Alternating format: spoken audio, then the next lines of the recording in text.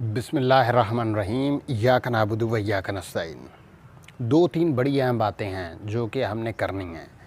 एक तो ये कि इम्पोर्टेड हुकूमत जो है वो सऊदी अरब में क्या कर रही है, या सऊदी अरब से उनको क्या इमदाद मिलने वाली है और क्या बिहाइंड द सीन डील्स चल रही हैं। ये आपको तफसीलात देंगे और बड़ी अहम तफसीलात है, आपने वीडियो मुकम्मल देखनी है। इसके अलावा हम बात करेंगे इमरान रियाज़ ख़ान के बारे में। उनकी गिरफ़्तारी के बाद जो पहला व्लॉग आया है उसमें उन्होंने कौन सी चीज़ें खोलने की कोशिश की है, लेकिन ज़ाहिर है एक हलफनामा उन्होंने दिया हुआ है तो वो नहीं दे सके। ख़बरें जो हैं वो अंदर की बातें जो हैं वो आहिस्ता आहिस्ता निकालेंगे।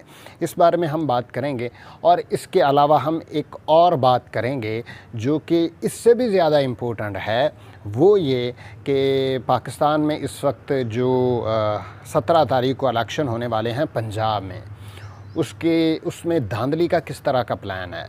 ये तीनों चीज़ें जो हैं आज की वीडियो का हिस्सा होंगी। लेकिन उससे पहले आपसे गुजारिश है कि अगर आपने अभी तक हमारे चैनल को सब्सक्राइब नहीं किया तो हमारे चैनल को सब्सक्राइब करके बेल आइकन पर लाजमी क्लिक करें।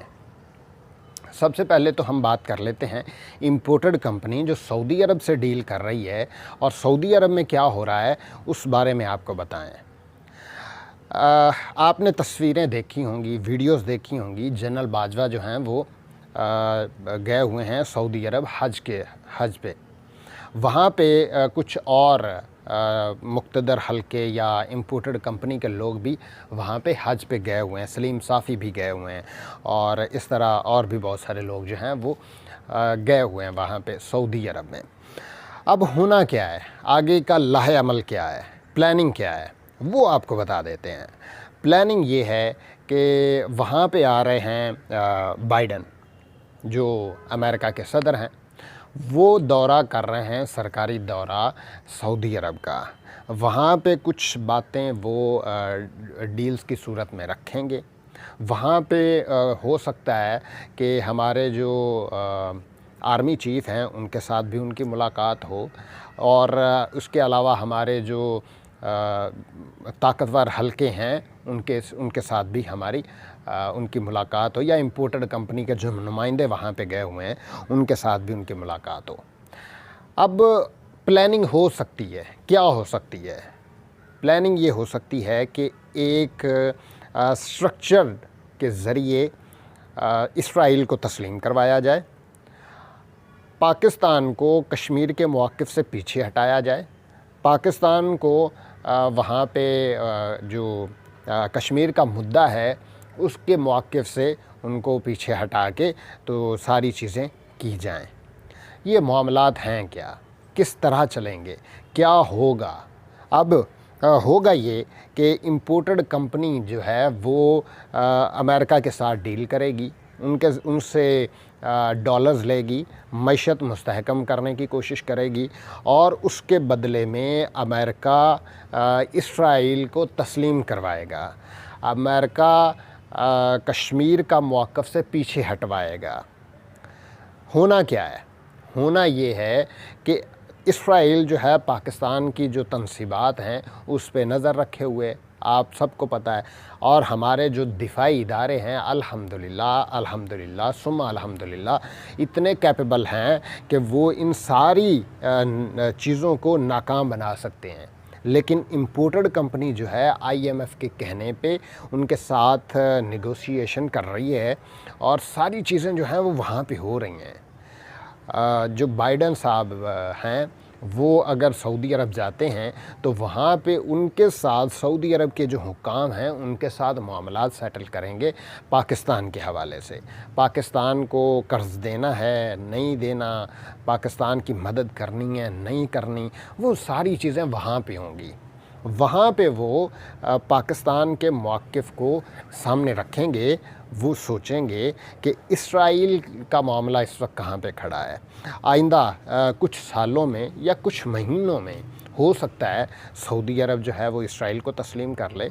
बाज़ दूसरे ममालिक जो हैं उन्होंने तस्लीम कर लिया है, सऊदी अरब ने तस्लीम कर लिया है, यमन ने ओमान ने तस्लीम कर लिया है और इस तरह और भी बहुत सारे, तुर्की ने तस्लीम किया हुआ है इसराइल को। तो اسی طرح ہو سکتا ہے کہ آئندہ کچھ برسوں میں یا آئندہ کچھ مہینوں میں سعودی عرب جو ہے وہ بھی اسرائیل کو تسلیم کر لے، اور اسرائیل کو تسلیم کرنے کے بعد یہ سارے ایک مٹھی میں آ جائیں گے، ایک پیالے میں آ جائیں گے، اور ساری چیزیں جو ہیں وہ ایک پلاننگ کے تحت کریں گے۔ جو اس وقت مڈل ایسٹ کا حال ہے وہ آپ نے دیکھا کس طرح سے اسرائیل نے فلسطین کو انتہائی کمزور کر دیا۔ اتنا بڑا فلسطین اور اتنا چھوٹا سا رہ گیا اس وقت، اتنا بڑا فلسطین اب قبضہ ہوتے ہوتے ہوتے بالکل ایک چھوٹا پاکستان کے پنجاب کے جتنا بھی نہیں رہا ہے، یا بلوچستان تو رقبے کے لحاظ سے زیادہ ہے۔ اگر ہم پاکستان کے پنجاب کی بات کریں، ساؤتھ پنجاب کی بھی بات کریں، تو اتنا شاید رہ گیا ہے۔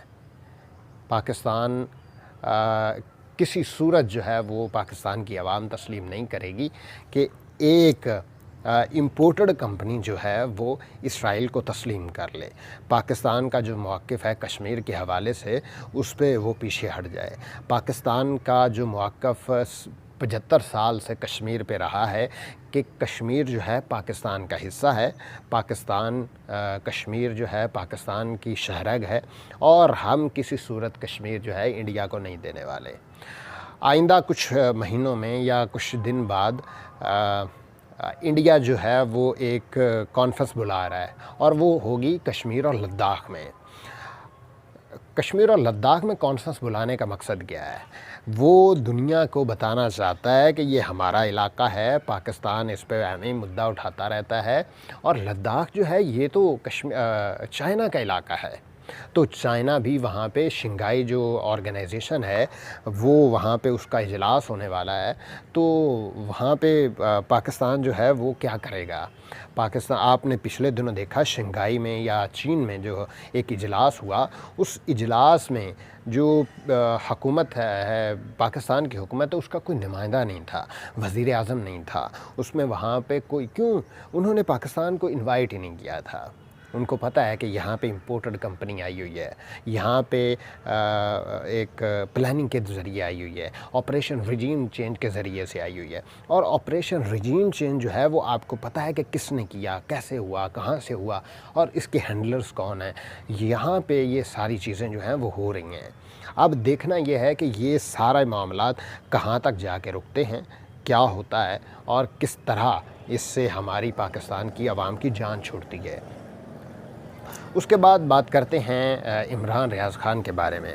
انہوں نے پہلے ولاگ میں اپنا یہ انکشاف کیا کہ ان کا ایک ایگریمنٹ ہوا ہے، انہوں نے حلف دیا ہوا ہے کہ وہ جب تک کیس چل رہا ہے وہ اس کیس کے حوالے سے کوئی بات نہیں کریں گے۔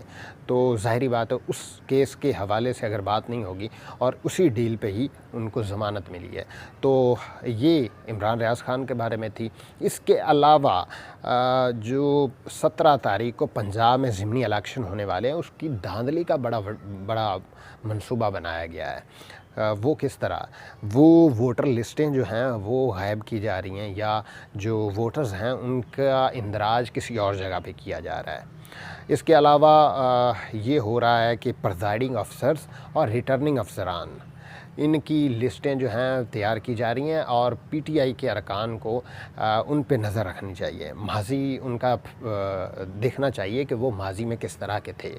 اگر تو وہ اس جگہ پہ تھے جہاں پہ دھاندلی ہوئی ہے تو اس پہ تحفظات کا اظہار کرنا چاہیے، اور امپورٹڈ کمپنی جو ہے وہ کسی صورت یہ الیکشن پی ٹی آئی کو نہیں جیت کے دینا چاہتی۔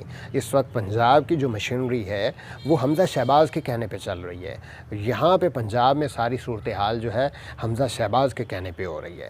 اب پاکستان کی جو اس وقت سب سے بڑا صوبہ ہے، اس کا جو کانٹے کا مقابلہ ہے وہ لاہور اور ملتان میں ہونے والا ہے۔